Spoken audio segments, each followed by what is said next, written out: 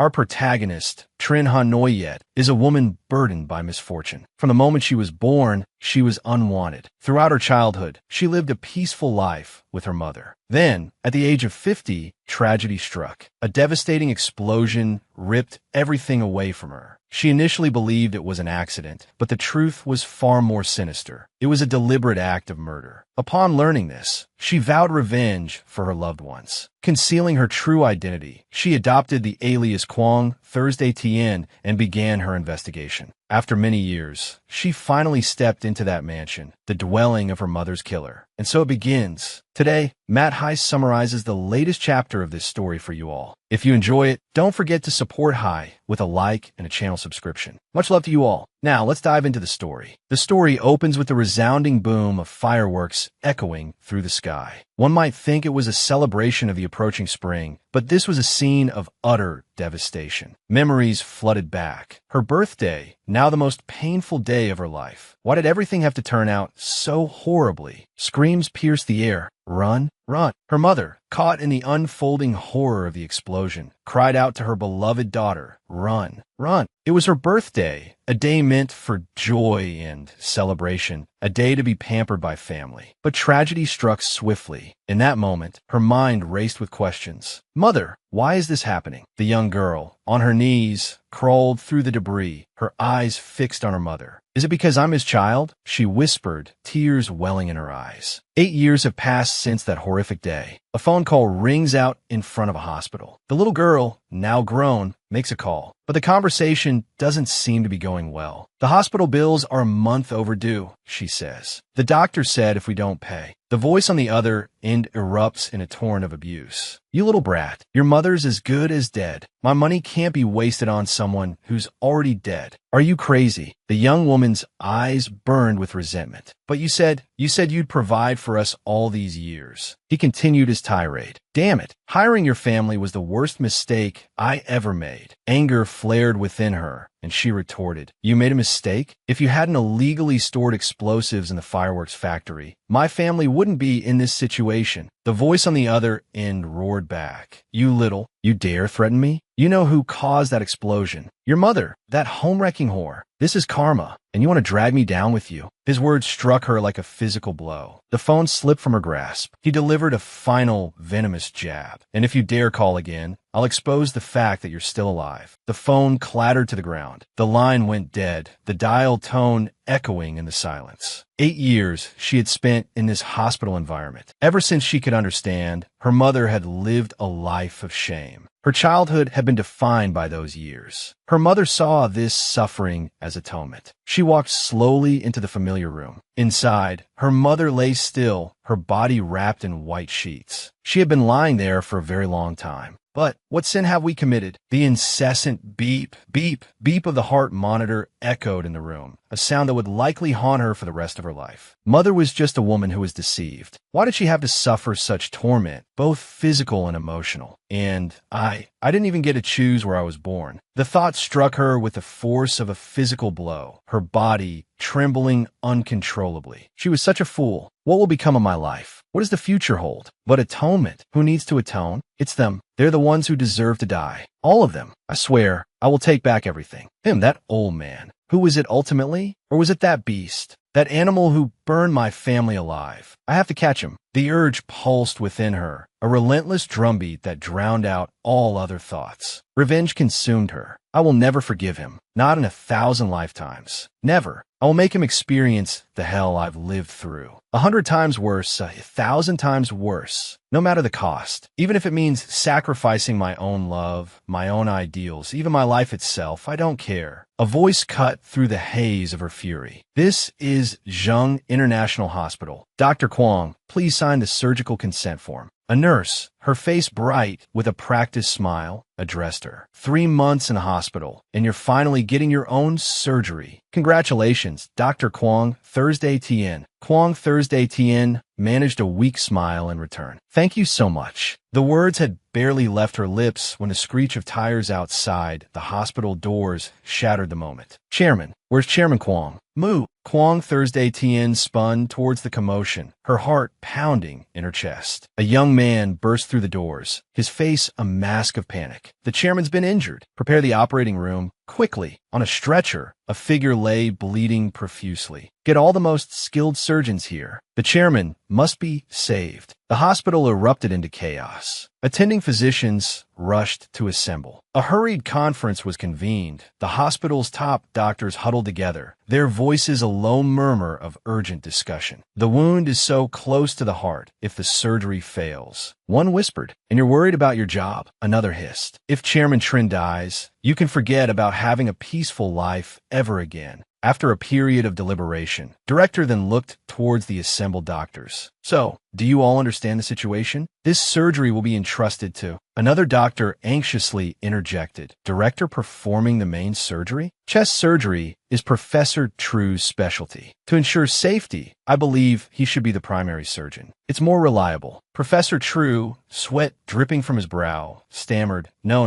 Director. It's not that I want to back down, but in this situation, I admit I can't guarantee a successful outcome." A clamorous debate erupted. Is Professor True resigning? Does he not want to do his utmost for the chairman? The scene descended into chaos. "Deputy Director, aren't you the same? It seems everyone wants to avoid this risky surgery." Witnessing the meeting devolve into a shouting match, Director then bellowed, "Enough! You!" He pointed at the young man who had previously spoken. "The chairman's life hangs in the balance. I don't have time to listen to your bickering. Choose a surgeon for me within the next 10 minutes. A chilling silence fell over the room. "If the treatment is delayed, none of you will survive." Director then, terrified by the young man's threat, stammered, What should we do?" Suddenly, Kwong Thursday Tien stepped forward. In a clear, resolute voice, she declared, "I can be the primary surgeon." The young man's gaze was drawn to Kwong Thursday Tien. Director then, outraged, roared, "Insolent! How dare you speak out of turn? This is the chairman. Are you serious? You have the most unremarkable record in the department. Do you think you're more skilled than the department heads here?" Kwong Thursday Tien calmly replied, "I don't claim to be better than anyone. I simply prioritize the patient's life above all else." Director then was speechless, unable to retort. The young man approached Kwong Thursday Tien and extended his hand. "If you're that confident, then you'll be the primary surgeon."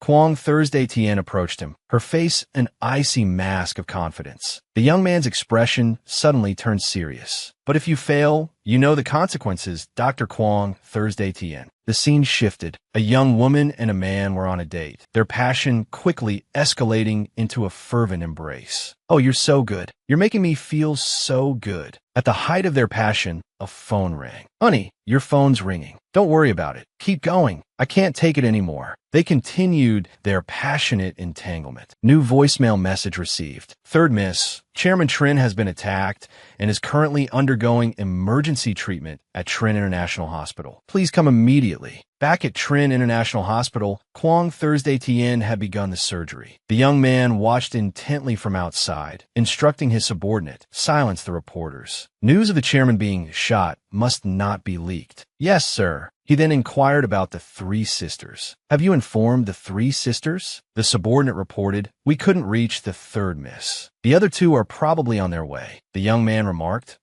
Such a good opportunity to prove themselves. They won't miss it." He glanced into the operating room. "Go and investigate Dr. Kwong Thursday Tien's background for me." The decisive moment arrived. Kwong Thursday Tien put on her gloves. "I can't believe it. After 22 years, we meet again, and in a situation like this." Kwong Thursday Tien's hand trembled slightly as she lifted the scalpel. The first incision was smooth. As she operated, memories flooded back. This bastard, he destroyed her life. Back then, he and her mother had a fiery argument. We lived like stray dogs, enduring the scorn and contempt of everyone. Why did he have to hunt us down like that? Why wouldn't he let us live? Innocent people perished in the flames. Why were those childhood memories so painful? All these years, I've risked everything to live well, just to find a chance to get close to him, to make him pay for his cruel actions. I'm determined to drag him down to hell. Today, I'm performing heart surgery on this old man. My heart is pounding. The rhythmic thump-thump of his heart echoes in my head. He practically handed me this opportunity on a silver platter. Lying on the operating table, he keeps murmuring the name Man Tin. Hearing that name, Kwong Thursday Tien froze, staring at him. Man Tin, that was her mother's name. How dare he speak her name? Suddenly, his blood pressure plummeted. The monitor beeped frantically, warning of danger. The surgical team panicked, looking to Kwong Thursday Tien. Dr. Kwong, what do we do? She stood motionless. Dr. Kwong, say something. Why are you silent? React. The chairman will die. After a long silence, Kwong Thursday Tien seemed to come to a decision. For units of O-negative plasma, she commanded. Yes, Dr. Kwong. The plasma was immediately administered. Kwong Thursday Tien's movements were remarkably calm. She was clearly thinking something through. A flicker of confidence crossed her face. Don't worry, she murmured. I won't let you die so easily, and I certainly won't let you continue living comfortably. I will find out who set that fire. Even you won't escape justice. Either you or your precious family will pay for what you did. With focused precision, she finally extracted the bullet. The clink of the bullet against the metal tray broke the tense silence. Blood for blood, Kwong Thursday Tien declared, her voice steady. The surgery is complete. Begin closing the incision. The critical phase was over. The surgery proceeded smoothly. Director, don't worry. The surgery was a success. The young man stepped outside and stood before Kwong Thursday Tien. He offered words of comfort. You've worked hard, Dr. Kwong. I need to speak with you privately about the chairman's surgery. Blood seeped from a bandage on his arm. Then please join me in the examination room. Director, Kwong Thursday Tien replied. I also have something I wish to discuss with you.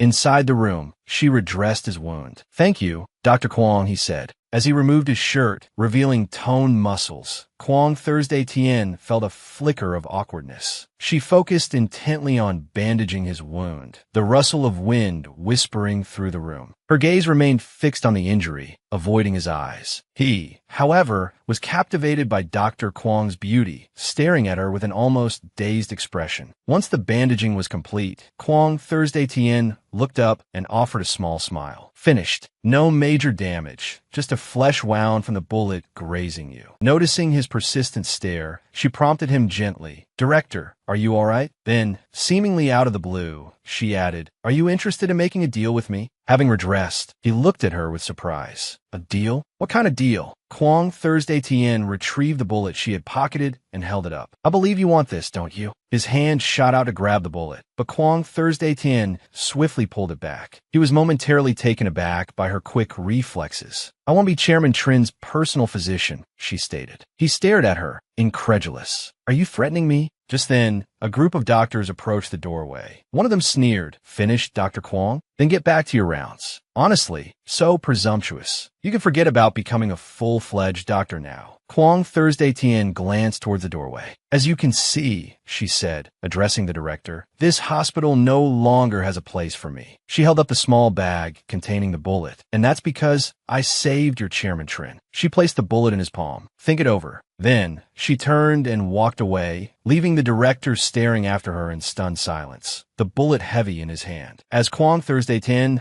made her way back to Chairman Trin's room, the only information she could find on her was from her university days. Student evaluations describing her as a study machine, someone who never smiled, had no family, and was always alone. All the information on Dr. Kwong has been gathered. Nothing seems out of the ordinary. The phrase study machine who never smiles made him pause. Never smiles? She was practically grinning just now, dangling that bullet in front of me. Could these two descriptions really be of the same person? Lost in thought, he was startled by the sound of the door being kicked open. Who the hell? He roared. Lam Dao Tuan, a young man, clearly attempting a thuggish swagger, stormed in. Where's my father? Trailing behind him was a stylishly dressed young woman. What time did you say the goods would be ready? Lam Dao Tuan stepped forward and asked. The chairman hasn't regained consciousness yet. The surgery was successful. The young woman remained glued to her phone. 3 o'clock won't work. Engrossed in her phone call, her expression suddenly shifted to one of panic. What about 5 o'clock? She abruptly rushed to the bedside, throwing her arms around the still, unconscious chairman. Dad,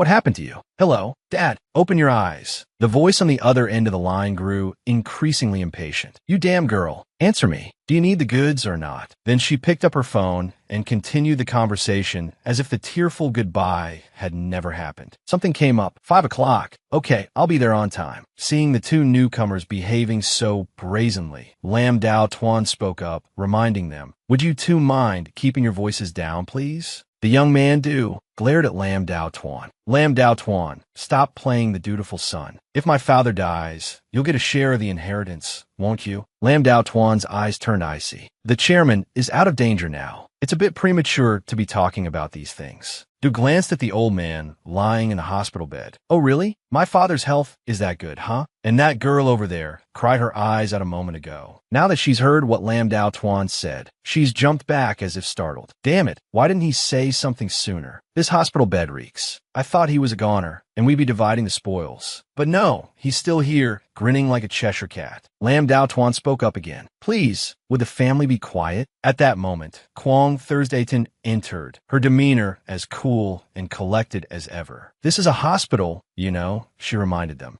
Kwong Thursday Tien brushed past Lam Dao Tuan. The young man lunged forward and grabbed her arm. You were the one who operated on my father, right? Kwong Thursday Tien's eyes, cold as ice, flicked towards him. I hear you've only been working at this hospital for 3 months. This was Trin Na Quan, the eldest son of Trin Tai Van. At the time of the incident, he was 20 years old and had a motive for murder. Trin Na Quan stared intently at Kwong Thursday Tien. The tension was thick in the air when suddenly a pungent smell assaulted their noses, making them both want to retch. They turned to see Na Sang spraying perfume with wild abandon. Na Sang, stop spraying. Stop it. Trin Na Sang, holding the perfume bottle, continued her frantic spraying. She looked at the group and winked. What? I'm just disinfecting my father's room with air freshener. This was Trin Na Sang. At the time of the incident, she was only 12 years old and unlikely to have committed the crime. Even that overpowering perfume can't mask it. Kwong Thursdayton interjected, rushing forward. Throw that perfume bottle away. Nya sang zitga. Okay, I'll stop. That's the smell of drug addicts. Trin Na Quan pointed at Kwong Thursday Tien and yelled at Lam Dao Tuan. You let someone with such little experience operate on my father? If anything happens, you'll have to answer to the Trin family. Lam Dao Tuan's eyes narrowed. I will, of course, take full responsibility. You have no right to speak to me like that. You're nothing but a lapdog of the Trin family. Just then, another person entered the room. It was the third daughter of the Trin family. So, it's the third daughter of the Trin family. Don't you have any shame? Na Sang rushed forward, greeting her enthusiastically. Sister, my dear sister, it's been so long. She was met with a stinging slap across the face, sending her reeling backward. Do you think this is a nightclub? Why are you here? Na Sang clutched her cheek. Your concern is truly painful. The third Trin daughter, her face livid, snapped. You idiot. Get up. I'm losing my patience. Yes, sister, Na Sang mumbled. This was Trin Na Hien, the eldest daughter of Trin Tai Van. At the time of the incident,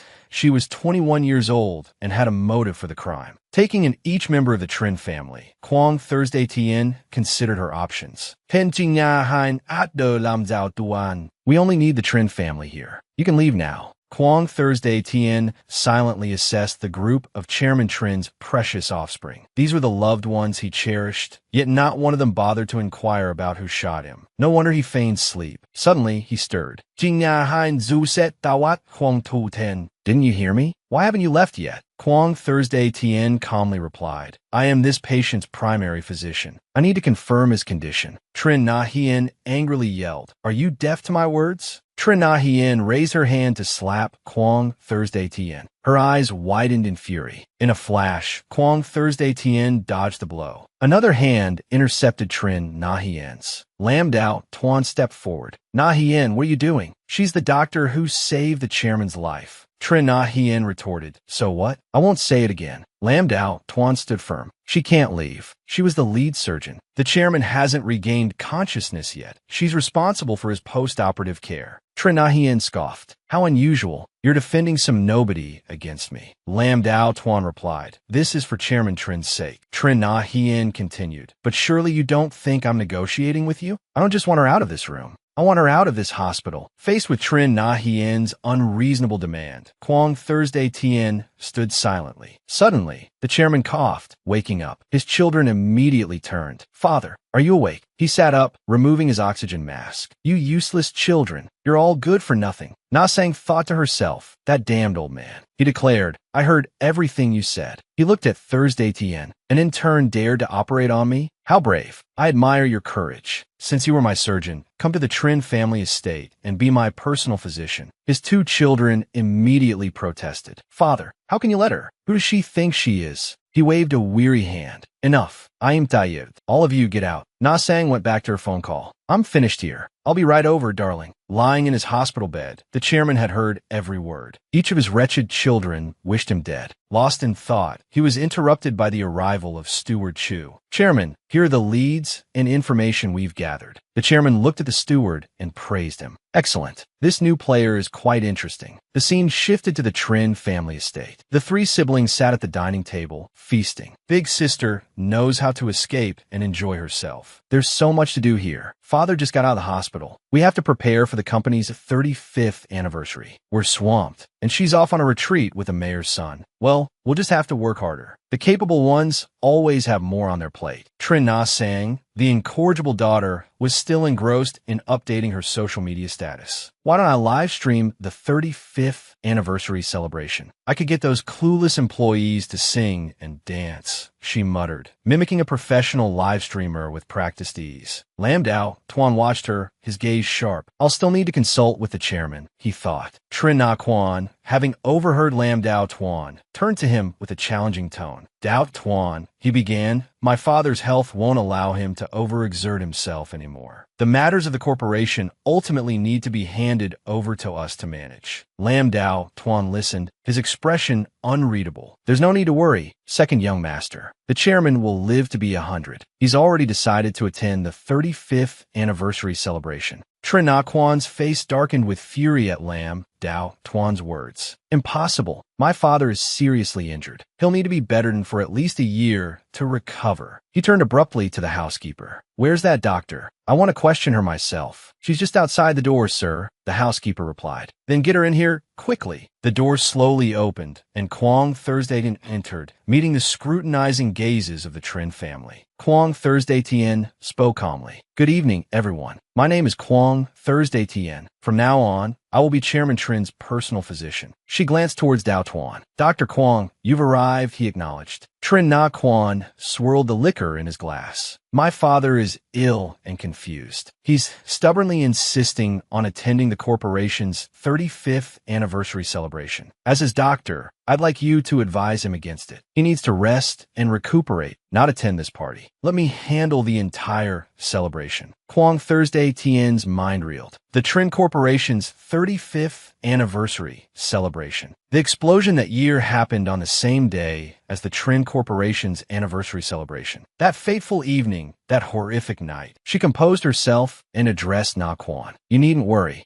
I'm a professional. As long as I'm by the chairman's side throughout the event, he can attend the celebration in perfect health. A thought struck her. These two anniversaries, there must be some connection. Na Sang, overhearing Kwong Thursday Tien, giggled derisively. You're boasting. What a liar. Letting an old man who's been shot wander around. Dr. Kwong, you haven't been secretly giving my father performance-enhancing drugs, have you? Unfazed by Na Sang's taunts, Kwong Thursday Tien retorted calmly. Performance-enhancing drugs? It seems Miss Na Sang is quite knowledgeable about such things. Na Sang's smile vanished, her face hardening. She stood frozen for a moment, stung by the pointed remark. Her hand trembled as she gripped a knife, then suddenly flung it towards Kwong Thursday Tien. The knife flew straight towards Kwong Thursday Tien's eye. It seemed she was about to take a knife to the face. Suddenly, Dao Tuan lunged forward, shouting, Dr. Kwong. Drops of blood began to splatter on the floor. It seemed as though Kwong Thursday Tien's eyes had been caught off guard by the knife. But unexpectedly, she reached out and snatched the blade from the air. The knife sliced into her hand, sending crimson droplets falling. Lam Dao Tuan, utterly astonished by Kwong Thursday Tien's lightning-fast reflexes, rushed forward to shield her. Nya Sang, what are you doing? Na Sang crossed her arms, a picture of nonchalant indifference. What did you say? Who are you calling sister?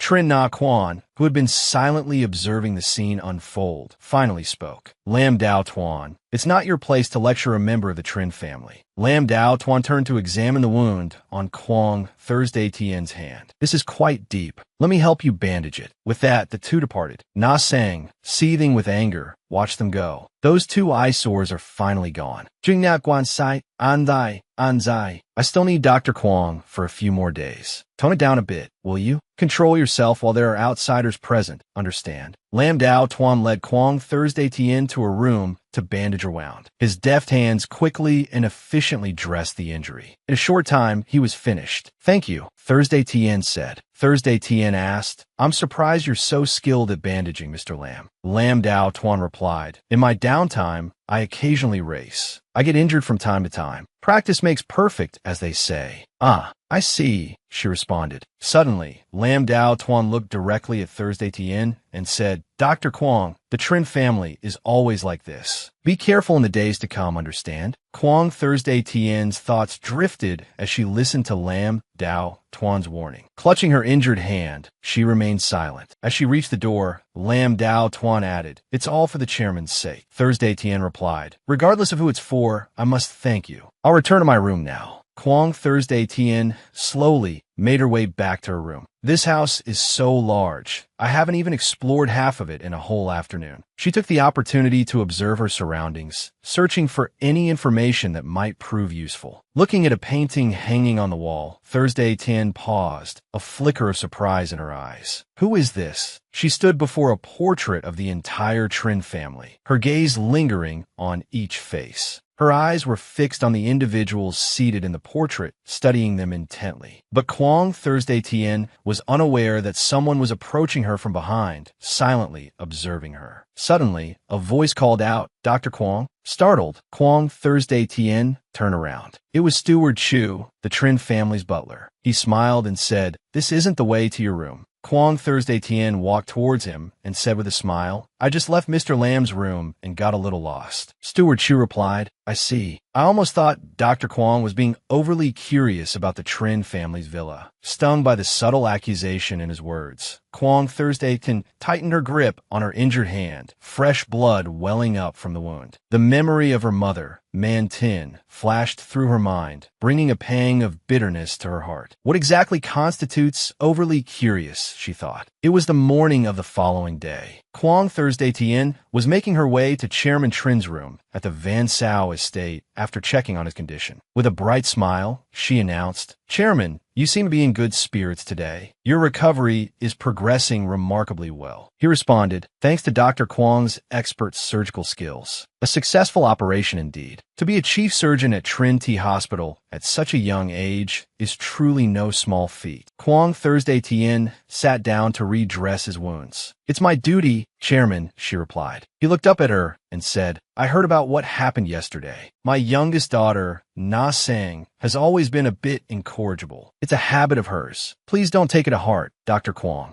Kwang Thursday Tien, hearing his words, responded with a smile. I'm rather envious. She must have been very pampered growing up to have such a personality. Besides, Director Lam intervened on my behalf yesterday. It's nothing to worry about. Mentioning Lam Dao Tuan, Trin Tai Van's voice filled with praise. Dao Tuan is a good young man. He was injured trying to protect me. Dr. Kwang, please see to his care as well. Tien smiled warmly. Of course, Chairman. Leaving the chairman's room, Kwang Thursday Tien started back toward her own. On the way, she paused, her gaze fixed on the large portraits hanging in the hallway. Today, you all celebrate, she murmured, her eyes scanning the painted faces, while my family was consumed by flames. A steely glint entered her eyes. The culprit is among you. I'm certain of it. The one missing from the family portrait is the prime suspect. The absent face bears the greatest suspicion. Kwang Thursday Tien stood by the window, lost in thought, trying to deduce who could be responsible. Below, Trin Na Quan, the eldest son of the Trin family, was on his phone. Despite being the eldest, his position within the corporation was inferior to that of the adopted son, Lam Dao Tuan. He projected an image of a refined and amiable gentleman, but beneath the surface, rumors swirled of bribery and sexual harassment of employees. Downstairs, Kwang Thursday Tien was playing with a small dog. Hearing the sounds of playful interaction, Trin Na Quan's attention was drawn towards her. Playing with the puppy, are we? He murmured into his phone. Just do as I said. I have to go. Trin Na Quan, Truly a piece of trash, Tien thought. The more careless he is, the more weaknesses he reveals. I'll start with him. Na Quan approached, extending a hand in greeting. Good morning, Dr. Kwong. Feigning politeness, he inquired. Is your hand all right? I apologize on behalf of my younger sister for yesterday's incident. Kwong Thursday, Tien affected a look of distress. I don't know what I did to offend Miss Na Sang. I just want to do my job here. Why does she harbor such animosity towards me? As they walked, Trin Na Quan offered an explanation. She's eccentric. Just keep your distance and you'll be fine. Then, feigning concern, he asked, Are you settling in all right, Dr. Kwong? She nodded, forcing a smile. Much more comfortable than the hospital. He looked intently at her, a calculating glint in his eyes. You know, Dr. Kwong, your skill in operating on my father has truly shone through. You've quite eclipsed the professor and the deputy director. Kwong Thursday Tien feigned fluster, a bead of sweat trickling down her temple. I was only focused on the patient, sir. I wasn't thinking about any of that. Then he started taunting her. Oh dear, it's going to be tough going back to the hospital, isn't it? You might even lose your position. Kwong Thursday Tien replied anxiously. Mr. Dao Tuan said he would help me. At the mention of Lam Dao Tuan, Trin Na Quan's face twisted in anger. Who does he think he is? Just an adopted son, a mere pawn of the Trin family. The Trin Corporation ultimately belongs to the Trin family. He has no claim to it. Kwong Thursday Tien feigned distress. So, what am I supposed to do? He smirked, a vile, predatory glint in his eyes. He placed a hand on Kwong Thursday Tien's shoulder. You don't need to worry about a thing. This is nothing to me. Just a trainee doctor position. 9 attending physicians? Not even a problem for me. Kwong Thursday Tien inwardly recoiled at his arrogance. Disgusting, she thought, but her voice was meek. If you're willing to help, that would be wonderful. He extended his hand. This kind of help comes with a price. You have to work for me. Kwong Thursday Tien felt a grim, understanding dawn. So the rat finally shows its teeth. I already work for the Trin family, she pointed out. He stepped closer, his voice low. I mean work for me, not for the Trins. Thursday Tien feigned confusion. What do you mean? He leered. The chairman is old. This empire will soon have a new king. Thursday Tien affected concern. Although the chairman just had surgery, he's recovering remarkably well. Living to 100 wouldn't be a surprise. She subtly shifted away from him. He leaned in, his breath hot against her ear. Which is why if you just... The rest of his vile suggestion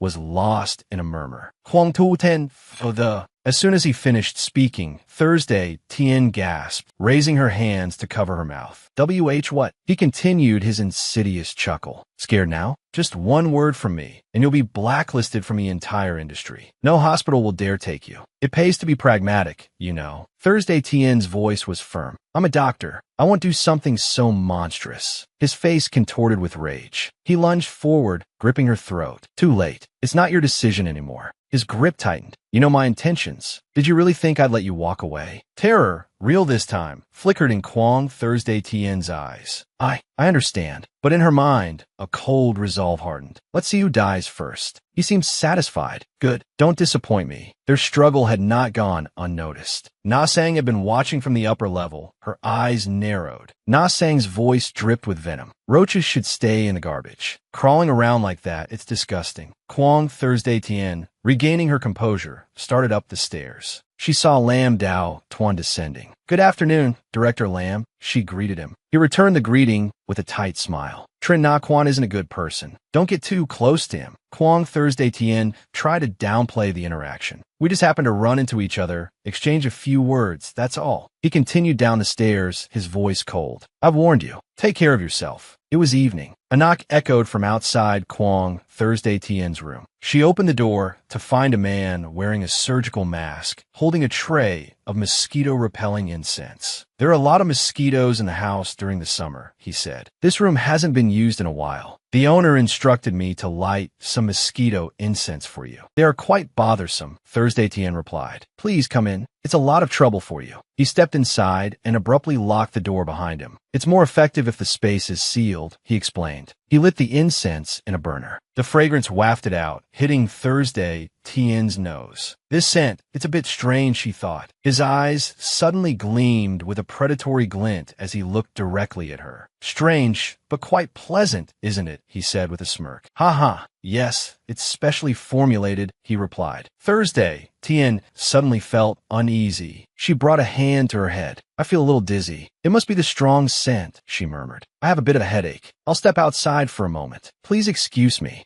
As Thursday Tien reached for the doorknob, he lunged forward, grabbing her shoulder and yanking her back. His mask of civility dropped, revealing a sinister expression. He pulled her towards him, but she stumbled and fell. Her eyes glazed over. What's happening? She whispered. He dragged her onto the bed and ran a hand over her body. This stuff isn't bad. Works pretty fast, he muttered. He ripped off his mask and took out his phone, snapping pictures of Thursday Tien in his grasp. 1, 2, 3 photos capture the scene. He slowly began to unbutton his shirt, a look of perverse excitement on his face. Let's see how effective this really is, he leered. Held captive, Thursday Tien managed to stammer, Go open. She struggled against his grip, her limbs flailing. In her desperation, she raked her nails across his neck. The frantic scratch left a long, bleeding gash. He recoiled with a hiss of pain, his face contorted. Enraged, he lunged at her, his hands tightening around her throat. You damn bitch. You're asking for it. Thursday Tien choked, her cries muffled. Help! Help me! Her eyes fluttered closed, her breath and voice fading. Help! Just as the situation reached a critical point, a knock rattled the door. The attacker froze, sweat beading on his forehead, and glanced nervously towards the sound. It was Lam Dao Tuan. Dr. Kwong, he called. I need to speak with you. Thursday Tien tried to answer, but the attacker's hand clamped over her mouth, stifling her cries. Shut up if you don't want to die, he hissed. The knocking continued. Trapped beneath him, Thursday Tien's eyes fell on a glass nearby. She strained to reach it. With a final desperate effort, her fingers brushed against the glass, sending it tumbling to the floor. The shattering sound echoed through the room. Hearing the commotion, Dao Tuan sensed something was wrong. He pounded on the door. Dr. Kwong, are you all right? Are you okay? In a sudden burst of strength, Thursday Tien sank her teeth into her attacker's arm. He roared in pain. You filthy whore. You dare bite me. Lam Dao Tuan, sensing something was wrong, burst through the door shouting, Kwong Thursday Tien. He rushed in to find the young man grappling with Thursday Tien. She cried out, help me, save me. Lam Dao Tuan lunged forward, delivering a flurry of blows that sent the assailant sprawling. The man pleaded, don't hit me. Don't hit me. I'll confess. I'll tell you everything. Kwong Thursday Tien lay on the bed, breathing shallowly. That scent, it's like some kind of stimulant, she gasped. Meanwhile, Lam Dao Tuan continued to pummel the attacker, hauling him up by the collar. You're not a Trin family worker, he demanded. Who are you? The assailant fumbled in his pocket, retrieving the small packet of powder. He flung it directly at Lam Dao Tuan's face. Caught off guard, Lam Dao Tuan raised his hand to shield himself, coughing as the powder dispersed into the air. Seizing the opportunity created by Lam Dao Tuan's momentary distraction, the attacker scrambled to the window and escaped. After regaining his composure, Lam Dao Tuan rushed to Thursday Tien's side. Dr. Kwong, are you all right? Are you hurt? The drug was taking hold of Kwong Thursday Tien. Hot, so hot, she murmured. Alarmed by her strange behavior, Lam Dao Tuan leaned closer to examine her. Do you need to go to the hospital? He asked. As he spoke, Thursday Tien reached out and touched his face. Her unexpected action startled him. The sound of their hearts pounded in the sudden silence. The coolness of Lam Dao Tuan's skin against her hand seemed to bring Thursday Tien a moment of relief. So cold feels so good, she whispered. They pressed closer together. Dr. Kwong, you need to stay conscious, Lam Dao Tuan urged, but she was losing control. She clutched at him. Help me. I feel so strange. I can't stand it. Lam Dao Tuan froze, his body stiffening for a moment before he too began to succumb to the effects of a drug. Sweat poured down Lam Dao Tuan's face. What was that powder? My head is pounding. The drug was intensifying his desires. Unable to bear it any longer, Kwong Thursday Tien began to undress, muttering deliriously, so hot. I'm burning up. I can't. Lam Dao Tuan was drenched in sweat, gulping hard. Lam Dao Tuan, you have to control yourself, he thought. But before he could regain his composure, Kwong Thursday Tien pressed her lips against his, taking him completely by surprise. Overwhelmed by her advances, Lam Dao Tuan lost all control. I can't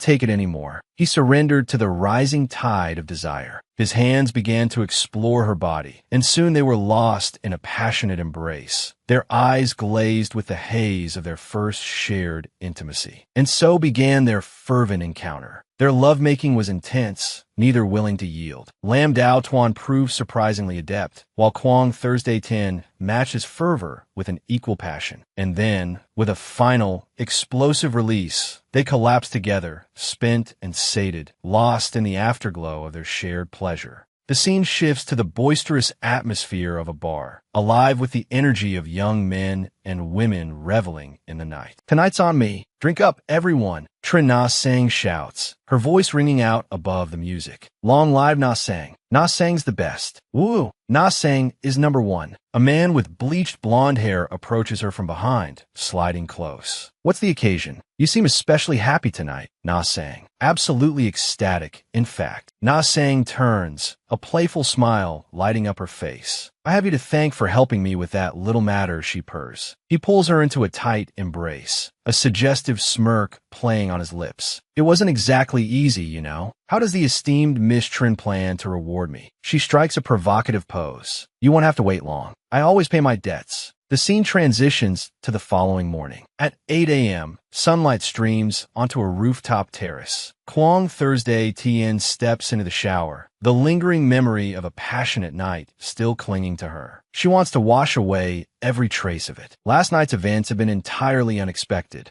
Every cloud has a silver lining, I suppose, she muses to herself beneath the spray of water. At least Lam Dao Tuan wasn't a murderer, but there was definitely something in that incense, some kind of drug. I was too careless. She pauses, lost in thought. It didn't seem like something Dao Tuan would do. Stepping out of the shower, a wave of anger washes over her. Trin Na Quan still needed me to work for him, so he wouldn't do something like that. She glares at her reflection in the mirror, her voice laced with venom. Then the only person who could have done this, that venomous little snake, Trin Na Sang. Those Trin family dogs, every single one of them is rotten to the core. I need to send them all to hell, and fast. Kwang Thursday Tien walks over to the bed and slaps Lam Dao Tuan's face lightly. "Hey, sleeping beauty, you've been out cold all night. Wake up. We have to go to the chairman's hotel today. We're going to be late." Lam Dao Tuan, naked beneath the sheets, stirs groggily, his head still swimming from the previous night's intoxication. They get into the car, both facing away from each other, the silence thick with awkwardness. Lam Dao Tuan finally breaks the silence, stammering, "About last night." Kwang Thursday Tien, sensing his discomfort, replies curtly, "Let's just consider it an accident." Lam Dao Tuan rests his chin on his hand, his brow furrowed. "I don't mean to imply anything. It's just last night felt strange. I'm not usually someone who loses control like that." Kwang Thursday Tien turns to face him. "So you noticed it too?" There was definitely something in that incense, some kind of hallucinogen, or maybe even an aphrodisiac. Thursday Tien holds up the small bag containing the remnants of the incense. "We'll need to have it analyzed to know for sure." Lam Dao Tuan's voice is laced with suspicion. "The only person who would use something like that is that Trin Na Sang." Kwang Thursday Tien nods in agreement. "I won't forget this. I'll make her pay." Lam Dao Tuan flinches slightly at her words. The memory of last night's kiss, surprisingly soft and lingering, flashes through his mind. He clears his throat, trying to sound stern. "I warned you about her. Whatever Trin Na Quan asks you to do, don't agree to it." Thursday Tien turns to him, her voice low. "To be honest, I haven't been listening to him. He asked me to help him kill the chairman." Lam Dao Tuan slams on the brakes, the tires screeching against the asphalt. Lam Dao Tuan was sweating profusely. Kwang Thursday Tien, her voice soothing, reassured him. "I certainly wouldn't be so foolish. I won't help him with this kind of heinous act." Lam Dao Tuan clenched his fists in anger. "I can't believe he's this impatient." Kwang Thursday Tien turned to him, a hint of intrigue in her voice. "To be honest, I find it rather interesting. He wants to kill his own father and his adopted son. You wants to protect the chairman's life. It makes sense in a way. They've always seen you as a rival, afraid you'll get a share of the inheritance. But they've made several attempts on your life this year, haven't they? If the chairman's gone, it'll be even harder for you to fight them." Lam Dao Tuan's voice was thoughtful as he rested his hand on the car's dashboard. "It's not that simple. If he dared to tell you his true intentions directly, he must have something significant to use against you." Lam Dao Tuan pulled out a card and offered it to Kwang Thursday Tien. Why don't you cooperate with me? Kwong Thursday Tien considered his proposal, a flicker of understanding in her eyes. You want me to be your informant? Lam Dao Tuan nodded, a satisfied smirk playing on his lips. Exactly. Fight fire with fire, a covert alliance. I'm offering you a very generous deal. Holding the card, Thursday Tien thought to herself, the enemy of my enemy is my friend. It seems I can use him to keep those three sisters in check. All right then, she said aloud, happy to cooperate. The two of them drove to the conference hall. Meanwhile, Trin Na Sang was still gleefully posting pictures on social media. 999 likes. How awesome is that? She thought. Her phone rang, interrupting her revelry. Oh,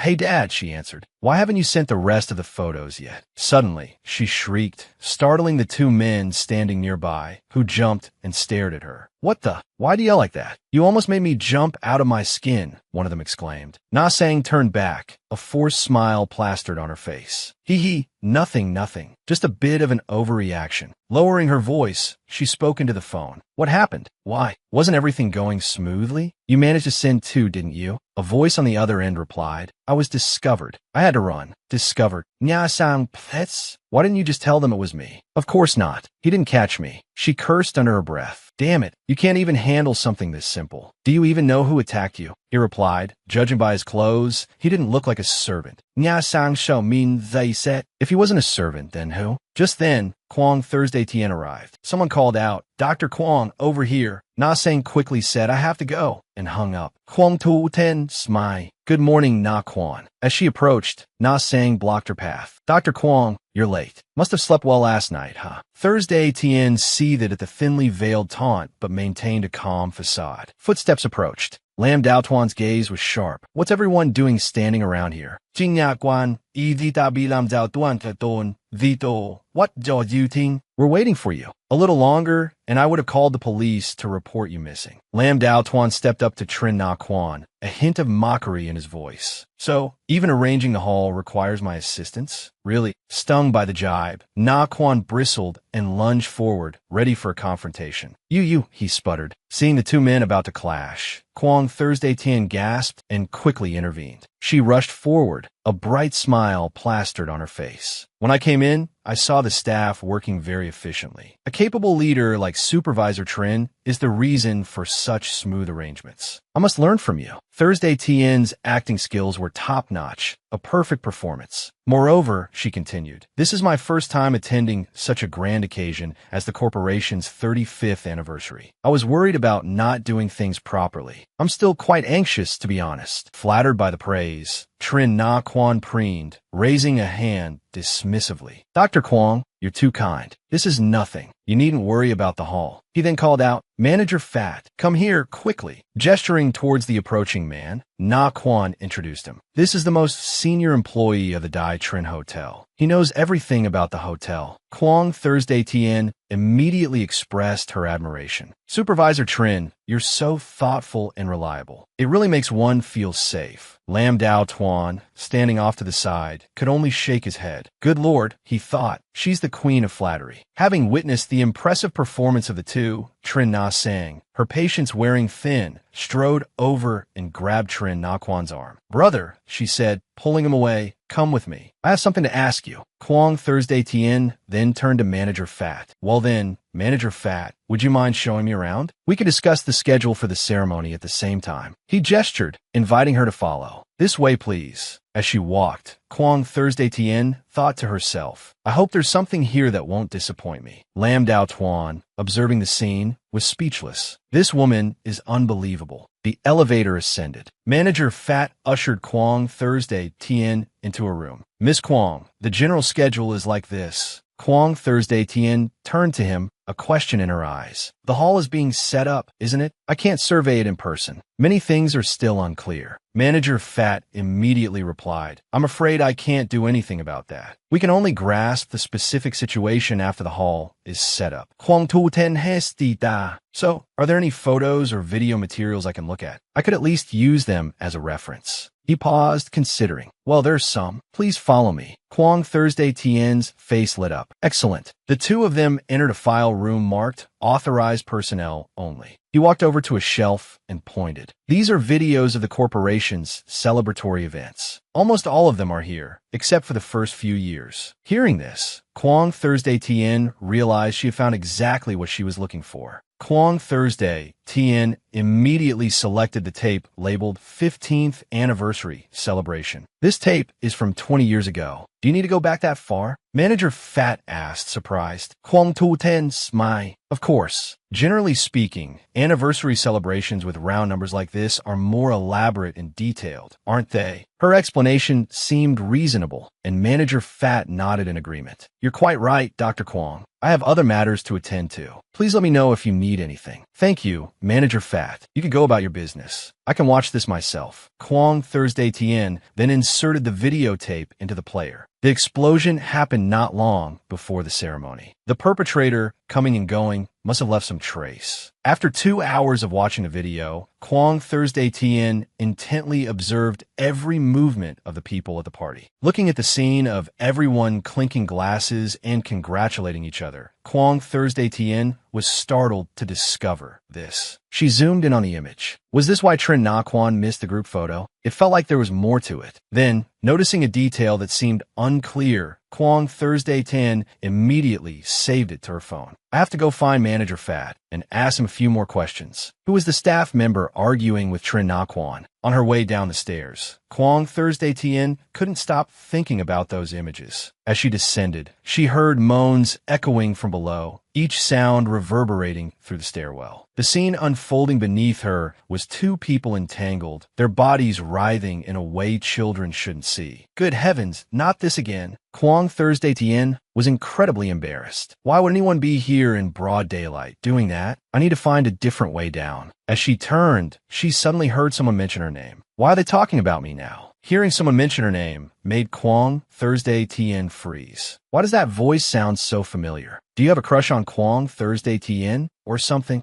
It turned out to be Trin Na saying down there. She was clinging to the young man. Brother. Hearing those words, Kwong Thursday Tian froze. Good grief. Trin Na Quan and Trin Na Sang, these two, I can't believe they're engaging in such depravity. And so, part 1 of this story, which is also the latest chapter, has come to an end. If you enjoyed it, please like and subscribe to the channel to support Hai. Hai will update with the newest part when it's released. Thank you everyone, goodbye. After the recording ended, she took out her phone and snapped a picture of the scene she had just witnessed as evidence. But because she forgot to turn off the flash, she caught the attention of the two people below. Trin Na Quan, his face panicked, looked towards the source of the phone's light and shouted, "Who's there?" Kwong Thursday Tian's face paled. I'm in deep trouble. I absolutely cannot be discovered. Thinking this, she quickly fled. Hearing the sound of footsteps, Trin Na Quan quickly gave chase. But when he opened the door, he found only emptiness. There was no one there. He looked around for a while, sweat beading on his face, thinking there's no one here. Did I hear wrong? But he didn't expect that at that moment, nearby, Lam Dao Tuan was pulling Kwong Thursday Tian into a hidden spot. Being embraced by him, she was quite surprised. Why is it him? He signaled for her to stay silent, so as not to alert anyone. Outside, Trin Na Quan was about to leave when he suddenly stopped. He cast a wary glance behind him and muttered, "Something's not right." He slowly walked towards the nearby cleaning room. Then, he decisively pulled open the door. His action made Kwong Thursday Tian, hidden inside, break out in a cold sweat. Before Trin Na Quan's eyes were only cleaning supplies. There was no sign of anyone else. He narrowed his eyes, suspicion brimming within them. Could he have actually misheard? Just as he was about to venture deeper inside to investigate further, Trin Na Sang's voice called out. "Hello, baby," she purred, approaching him coquettishly. "Didn't you have everyone working out front? There shouldn't be anyone here. You must have misheard." As she spoke, she pressed a plate of fruit closer to his arm. "Don't be silly. I wasn't quite finished with you just now." Though Trin Na Quan walked away, he remained wary. "All right, I'll go check the surveillance room in a bit," he said. Trin Na Sang took his arm,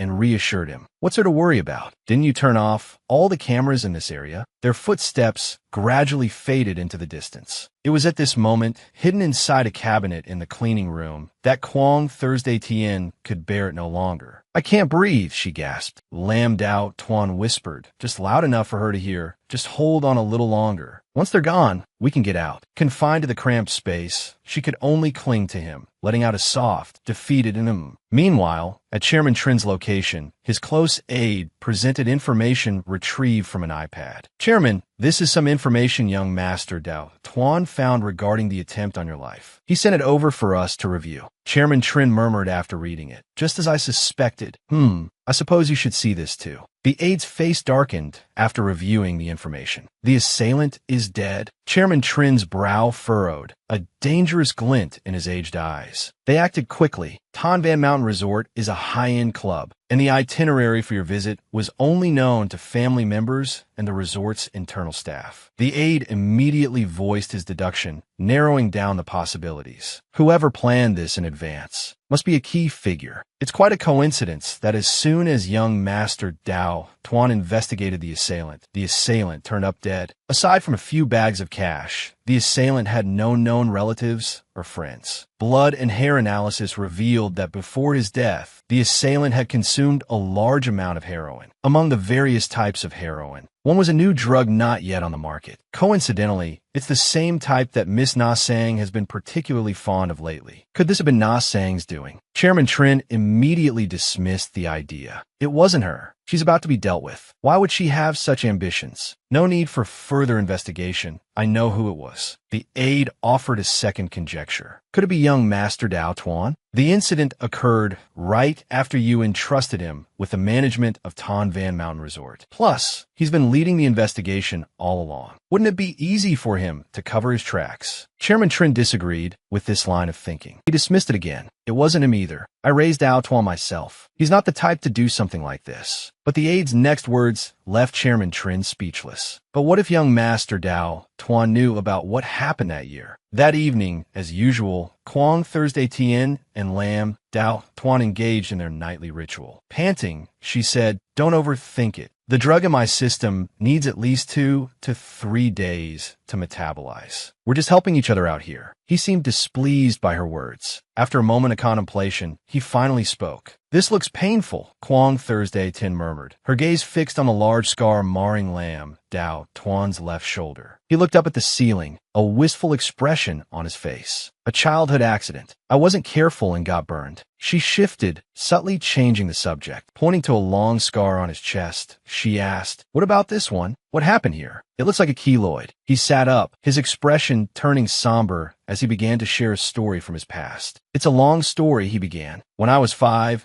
there was a serious safety incident at Tam Tea Food Company, which my father ran. It caused a huge uproar in the market and the media for a long time. The company was shut down because of it. Tam Tea Food Company had a serious food safety incident. One of their products had excessive toxins, which led to dozens of people getting cancer or dying from poisoning. Our house was surrounded by reporters and the public around the clock. My mother, worried for my safety, personally took me to and from school every day. And that's when a most heartbreaking thing happened. One day, after school, reporters chased our car, and my mother, trying to avoid them, drove faster than the speed limit. There was an accident. Everything was engulfed in flames. His face was etched with remorse as he continued. "Every time I think about it, I was saved, but my mother, she was gone. This scar," he said, touching the mark on his chest, "is from emergency surgery. My father passed away soon after." Kwang Thursday Tien was taken aback by the tragedy of his childhood. A wave of empathy washed over her. She gently caressed his cheek, a silent gesture of comfort. "It must have been so hard for you back then." He nodded slowly, his voice barely a whisper. "Yes, but thankfully, someone gave me a lot of encouragement." She offered gentle words of solace. "Your parents, up there, they must be happy knowing you're doing well." This time, he didn't reply, sinking into a quiet contemplation. The next morning, Kwang Thursday Tien went to the Trin family residence. The image of the person she was searching for displayed on her phone. She approached a man. "Manager Fat," she inquired. "Excuse me, do you remember this employee?" Manager Fat studied the picture on her phone before politely responding. "I'm very sorry, Dr. Kwang. It's been too long." I really don't remember. Undeterred, she pressed further. Do you have a list of employees from that year? Manager Fat tactfully deflected. It's been too long. Besides, our records here are periodically purged. He then inquired, is there something important about this person, Dr. Kwong? Kwong Thursday Tien put her phone away, forcing a smile. Oh, it's nothing, she replied, trying to brush it off. Disappointment gnawed at her. It wasn't easy to find a lead, and now it's gone cold, she thought dejectedly. At the Trin Corporation, everyone was busy preparing for the upcoming reception. Meanwhile, in a small room not far away, a waitress trembled, pleading, Manager Trin, please don't do this. I have work to do. Trin Na Quan pressed her against the wall, his eyes glinting with predatory amusement as he examined her name tag. Oh, so you're new here. No wonder I haven't seen you before. The waitress, Fat Lu, was indeed new to the Dai Trin Peninsula Hotel. He leered at her. Otherwise, I wouldn't have forgotten such a lovely face. Seeing his intentions, Fat Lulu fearfully pushed him away. Please, have some self-respect. There are people around. If I scream for help, do you think you'll still have your reputation? Trin Na Quan, quite angered by her shove, paused, loosening his tie. His voice hardened. It seems you don't understand the situation. Reputation? Everyone will just think a new employee like you is trying to seduce the heir to the corporation. Father de Felt tiers willing.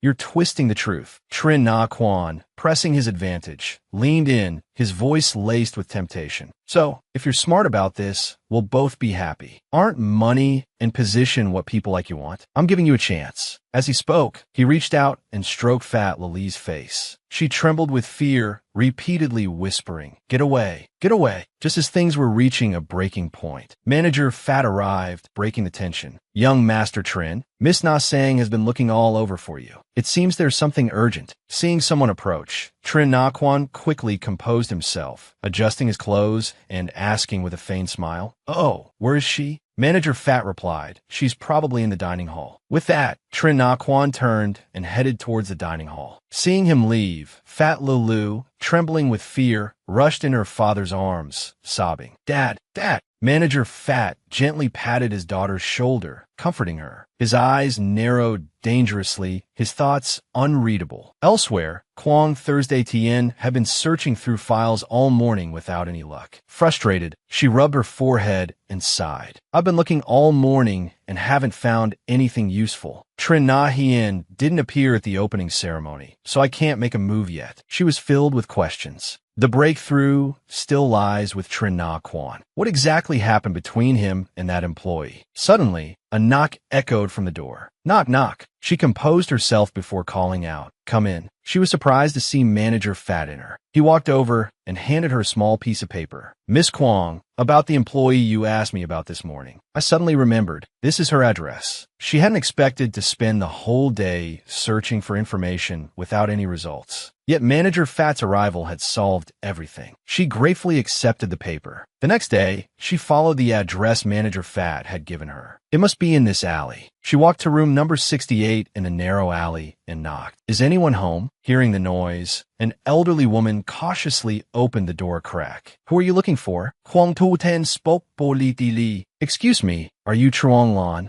who used to work at the Dai Trin Peninsula Hotel?" The woman's eyes widened in surprise, and she asked in a gruff voice, "Who are you? What do you want?" Kwong Thursday Tien, filled with anticipation, replied, "I want to ask you a few things about the Trin Corporation from 20 years ago." The woman's expression suddenly turned sour. She vehemently denied any connection. "I have nothing to do with that place. Stop bothering me, or I'll call the police." Hearing the commotion, a man came out from inside. "Mom, what's going on?" Kwong Thursday Tien immediately recognized the man's condition. His purplish lips and long, spindly limbs were classic symptoms of heart disease. Seeing her son, the mother quickly slammed the door shut. Kwong Thursday Tien could only hear their voices from inside. "Nothing, nothing. They knocked on the wrong door. Go back to your room and rest." She sighed, realizing that this was going to be much more difficult than she had imagined. It seems there's more to this than meets the eye. Perhaps there's something else going on here. Maybe I should go and talk to Manager Fat again. This is proving to be more challenging than I anticipated. Perhaps there's something else at play here. Maybe I should seek out Manager Fat and see what else I can learn. Just as she descended the stairs, intending to leave, she spotted a group of thugs, armed with clubs, heading upwards. The leader of the group, upon arrival, viciously kicked the door in. The thug roared. It wasn't easy tracking you down. Cut the crap, just pay up. The terrified woman scrambled to gather the few remaining coins she had. Please, Tiger, take this for now. We'll get the rest to you. Without a word, Tiger backhanded the woman, sending the meager coins scattering across the floor. His curses filled the air. You think I'm a beggar? He snarled. Her son rushed forward to defend her. Leave my mother alone, you bastards. A thug with curly hair lunged, delivering a brutal blow to the young man's face. This sickly brat is easier to squash than an ant. You owe money, and you dare talk back? The sounds of the struggle echoed through the upper floor. Please, stop hitting him. Xiaohi, are you all right? The commotion caught Kwang Thursday Tian's attention. Chuanglan's house, she realized. Inside, the mother wept and pleaded on her knees. Tiger, please have mercy. We truly have no money. Tiger grabbed the mother by the hair, yanking her up. His mocking laughter echoed around them. No money, huh? Well, you must have blood. Let me take you somewhere you can earn some. Her son, pinned beneath the thugs, watched in agony. Get your hands off my mother, you scum. Just then, Kwang Thursday Tian reappeared. Standing in the doorway, she shouted, Stop, I'll call the police. I suggest you leave now, before they arrive. The leader, irritated by the interruption, glared at her. Who the hell are you? Mind your own business. Kwang Thursday Tian, undeterred, continued dialing the police on her phone. The police are on their way. You can leave now, or you can wait for them to arrest you. The leader scoffed. You think I'm scared of empty threats? As he finished speaking, the wail of police sirens echoed from below. Cursing his bad luck, the thug spat on the ground. They quickly retreated, but not before the leader turned back to deliver a final warning. You got lucky this time. Let's see how long you can hide. One of his underlings urged him on. Come on, boss. The cops are here. The parents helped their son to his feet. Their eyes, filled with gratitude, turned towards Kwang Thursday Tian. Miss, I'm so sorry, and thank you. Please come in and have some water. Kwang Thursday Tian thought to herself. I've come this far. I have to get the information I need. The son suddenly started coughing violently. Kwang Thursday Tian, observing this, felt a surge of hope. This could be the breakthrough I need, she thought. She entered the house, feigning concern. What's wrong with your son? He doesn't look well. The mother's face clouded with sorrow. Xiao, he had heart surgery a while ago, but it wasn't successful. Lately, his condition has worsened. He keeps getting fevers. When we went to the hospital for a checkup, they said it was myocarditis. So many doctors have said his heart is in such bad shape that they don't want to risk surgery. The mother nodded, as if understanding. Then she asked, could I perhaps see his medical records? Without hesitation, the mother brought all the medical files and placed them in front of Kwang Thursday Tian.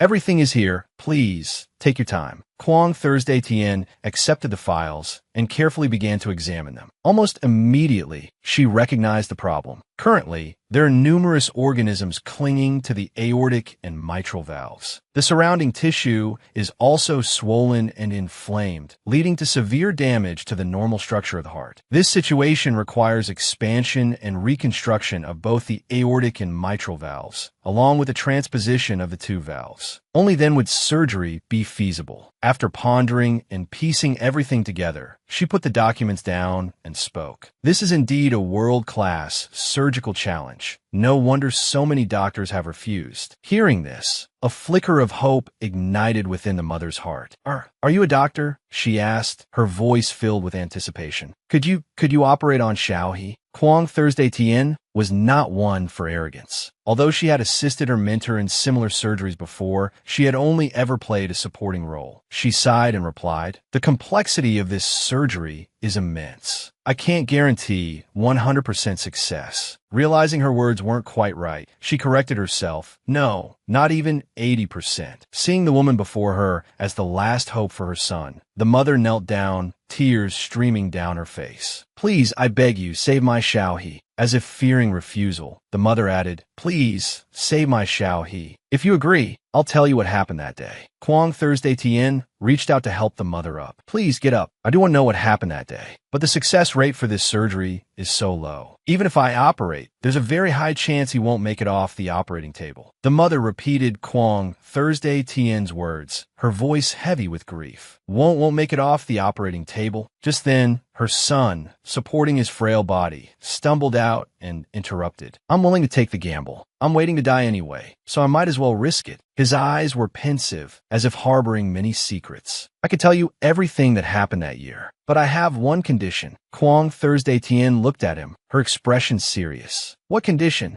The young man, sensing her agreement, spoke directly. I overheard what you said earlier. It seems you were also wronged by the Trin family. I have some evidence in my possession. The mother rushed forward, trying to stop Xiaohe. Xiaohe shrugged off his mother's grip and said loudly, "Mother, look at the state we're in. We didn't get revenge for father back then. Now I'm about to die. Am I supposed to take this to the grave with me and face father like that?" Hearing these words, a sense of clarity washed over the mother. Sighing, she wiped away her tears. "You're right. We'll do it your way." The mother gestured for Kwong Thursday Tien to sit back down at the table to discuss matters. Xiaohe sat beside her and calmly asked, "Are you familiar with the food safety incident that shook the nation that year?" Kwong Thursday Tien was startled by the question. That was Lam Dao Tuan's father's case, she thought. But this is after the explosion. What could the connection be? Seeing no response from Kwong Thursday Tien, the young man lowered his head and began to speak. "My father's name was Chow Dong Doi. He was the warehouse manager for Tam Tea Foods. But in reality, he was planted in the Tam Tea factory by Trin Tai Van to act as a spy." Kwong Thursday Tien's eyes widened in astonishment. "What? There's more to this story." Oblivious to the shift in her expression, the young man continued his somber account. "I was still in school then, but I wasn't exactly a stellar student. I failed the university entrance exams 3 years in a row. My health wasn't good either. I was constantly in and out of the hospital, needing surgeries like they were daily meals. My family couldn't bear the expenses. But then, as if by fate, Trin Tai Van approached my father. He offered to cover all my medical costs. He even offered to send me to a private school for the elite, where I became classmates with Trin Na Quan." Kwong Thursday Tien's brow furrowed, a cold smile playing on her lips. I doubt his generosity was without motive. The young man nodded, agreeing with her assessment. He covered his face with his hand, unable to contain his grief. "He asked my father to do something for him." He choked out, his voice trembling. "He asked my father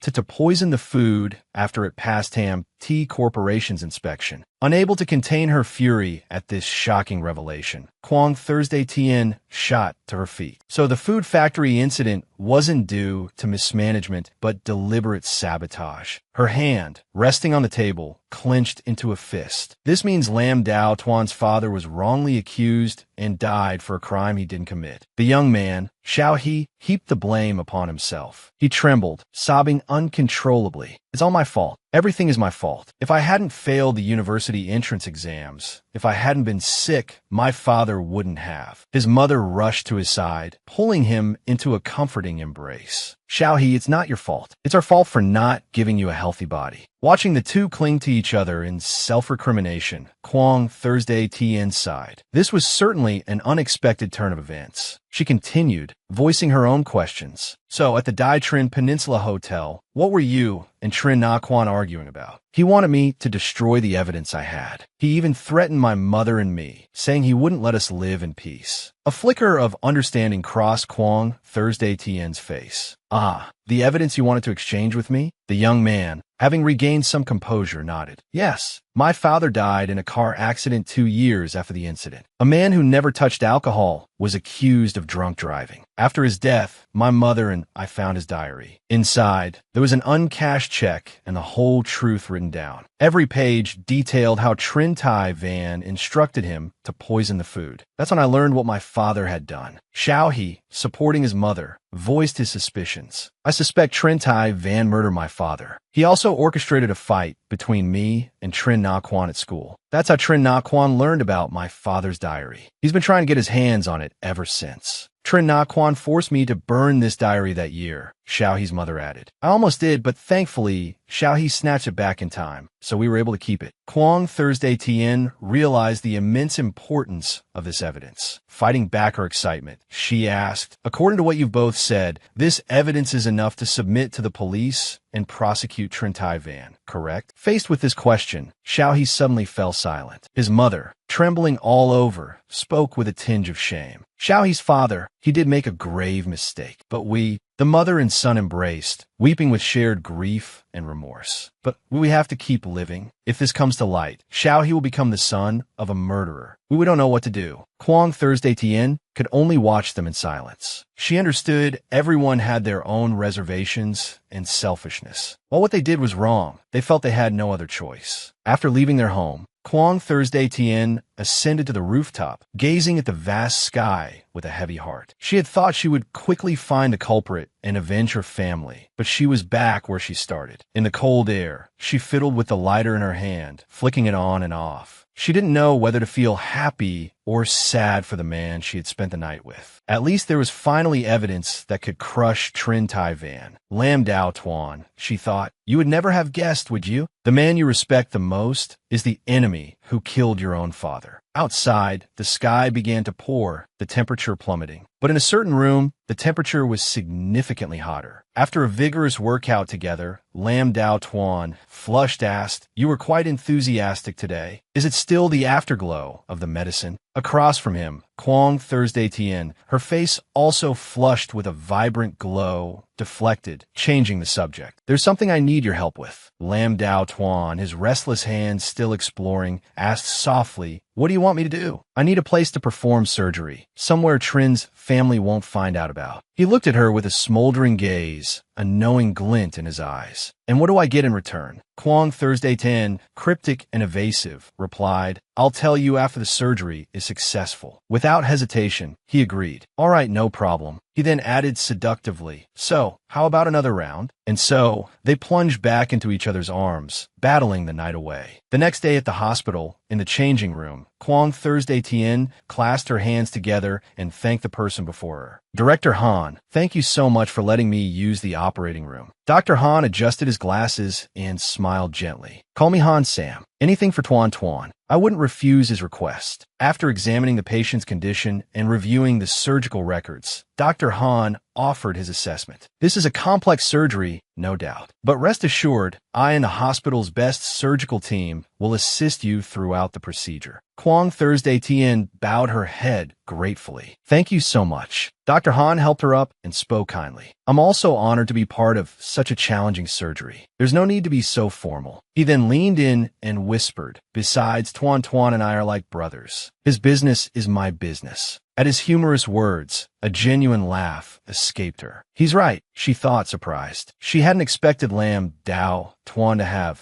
such a lively friend. After changing into her surgical scrubs, she entered the operating room where the young man, Xiaohe, lay on the table. She offered him a reassuring smile. "You doing okay? Try not to be too nervous." Xiaohe looked at her with gratitude in his eyes. "Dr. Kwong, thank you. I've already explained everything to my mother. Regardless of whether the surgery is successful or not, she will give you the evidence." Kwong Thursday Tien's gaze was filled with determination. "Although I can't guarantee the outcome, I'll do my best." Her expression turned serious as she instructed her assistant to begin the anesthesia. The assistant, anticipating her needs, quickly handed her a hemostat. The insistent beeping of the heart monitor filled the room. The assistant's voice broke through the focused silence. "The patient's respiration is weakening and his heart rate is unstable. Please monitor his blood pressure constantly." Kwong Thursday Tien's face, slick with sweat from the long procedure, remained focused. "Administer high-flow oxygen if necessary. Intubate now and provide oxygen support." The clock ticked relentlessly. 10 grueling hours later, the surgery finally ended. The moment the operating room doors swung open, Xiaohe's mother rushed forward anxiously. Trembling with apprehension, she asked, "Dr. Kwong, how did the surgery go?" Kwong Thursday Tien removed her mask and offered a confident smile. "The surgery was a success. However, he needs to be monitored overnight in the ICU. If his recovery goes well, he can be transferred to a regular room in 2 days." Relief washed over Xiaohe's mother. Overcome with emotion, she sank to her knees before Kwong Thursday Tien. "Dr. Kwong, thank you. You've saved our family." Kwong Thursday Tien reached out to help her up, but the woman remained kneeling. "Please get up," Kwong Thursday Tien insisted. "You don't need to do this. This was our agreement." The mother suddenly remembered something important. "Oh, right." She retrieved a notebook from her bag and handed it to Kwong Thursday Tien. "Xiaohe told me to give this to you no matter the outcome. I've kept it with me. Everything is in here. Please keep it safe." Kwang Thursday Tien took the notebook and offered some parting advice. Chow Dong Doi surgery is complete. In a few days, you both should leave here. Go somewhere where no one can find you.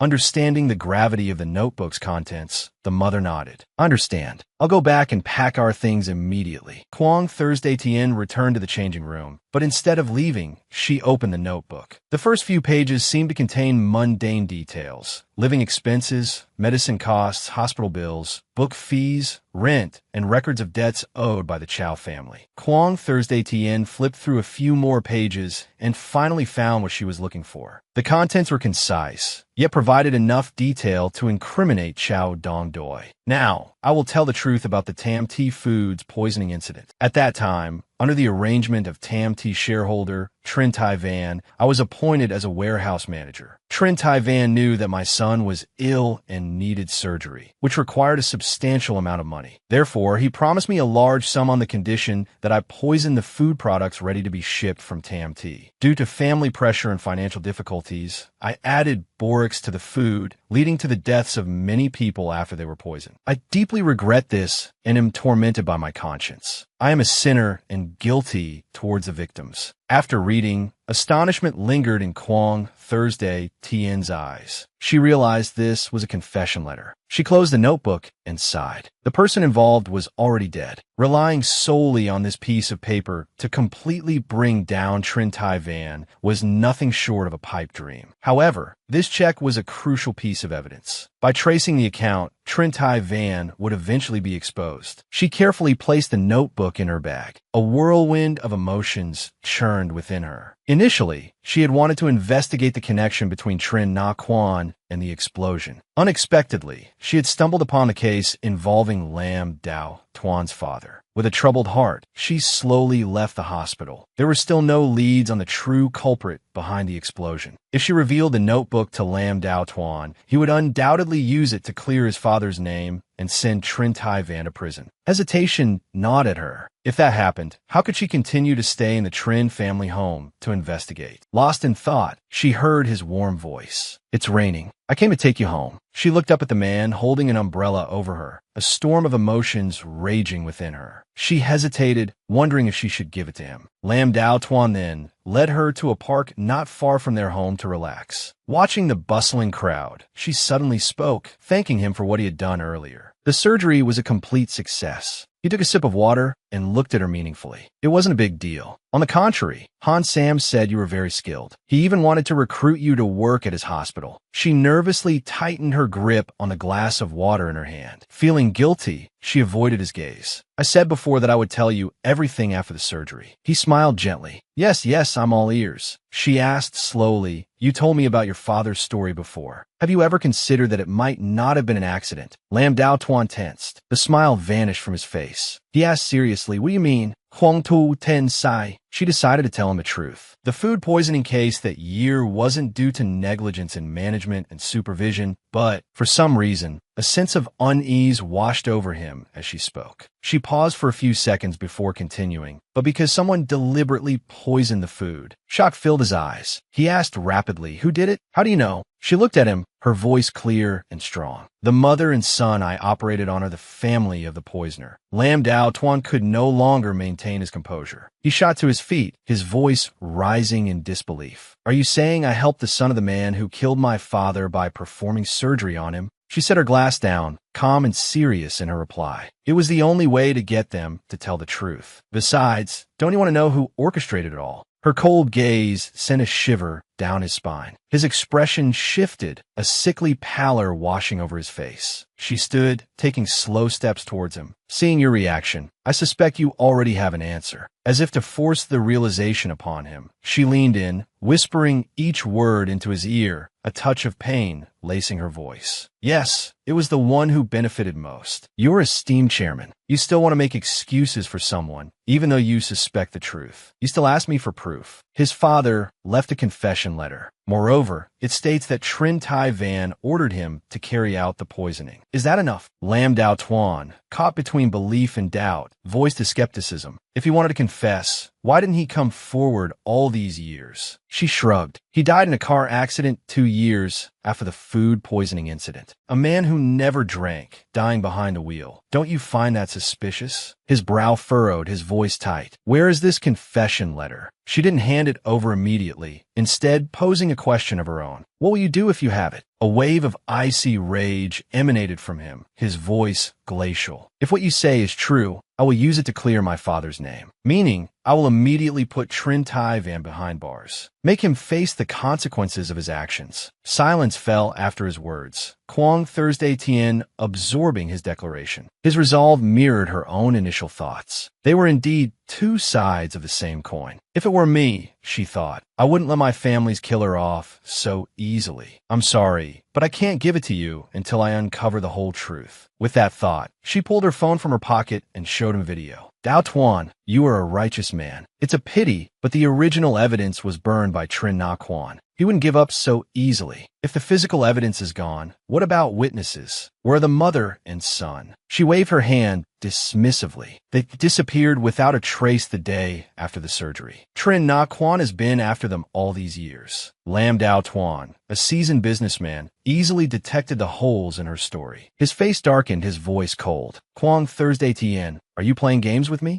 Unflinching, she met his gaze with a smile. Oh, I'm just telling you the truth. He grabbed her arm, his voice rising in anger. This clearly has nothing to do with you. What's your motive for investigating all this? Faced with his interrogation, she coolly slipped her arm from his grasp. Her eyes were deep and unreadable as she rubbed her wrist. I'm not the only one in this world carrying a tragic past, but I assure you, I'm not your enemy. Silence descended again, a heavy, suffocating blanket that even made the small dog on the chair whimper softly. If you have no proof of what you've said tonight, you'd better keep it to yourself. Having said that, he abruptly turned and left, not waiting for her. Whenever tension mounted, Lam Dao Tuan sought solace in the roar of his motorcycle. He twisted the throttle, speeding through the deserted streets, lost in thought. Back when the chairman and his father were in school, they had been close senior and junior. Later, they'd founded Tam Tea Foods together, sharing the burden of building it from the ground up. After the food poisoning incident, Trin Tai Van, wanting to alleviate the pressure on his father, had personally compensated the victims' families out of his own pocket. Not to mention that after his parents' deaths, the chairman had always treated him well. A flicker of doubt crossed his mind. But if what Quang Thursday Tien said was true, if his father had indeed transferred his shares to the chairman before his death, making him the ultimate beneficiary, then he didn't know what agreement they had made, but his father had trusted the man implicitly. Before going to prison, his father had entrusted him to the chairman's care. But a nagging question lingered. Why had the chairman, after promising his father, failed to pick him up as planned? Later, a chance encounter with one of his father's former employees had brought the matter up again, laced with suspicion. The man had said that the batch of food in question had passed 3 rounds of inspection and approval before leaving the warehouse. If there had been a problem, it would have been impossible to miss. Then, one gloomy day, Trin Tai Van had delivered the devastating news. He'd told him, with a mournful air, that the court had sentenced his father to 15 years. It's not short, but it's not long either, he'd said. But why would your father choose to end his own life? The news had shattered him, leaving him weeping inconsolably, his thoughts consumed by his father. His motorcycle continued to slice through the cold night air. Exhausted, he wondered, what was the truth behind all of this? Ahead, the traffic light blinked yellow, warning of the impending red. He eased off the gas and squeezed the brakes, but the sight before him froze him. The brakes weren't responding. His eyes widened, a premonition of disaster gripping him. He sensed the insidious tendrils of a conspiracy. What was happening? Why weren't the brakes working?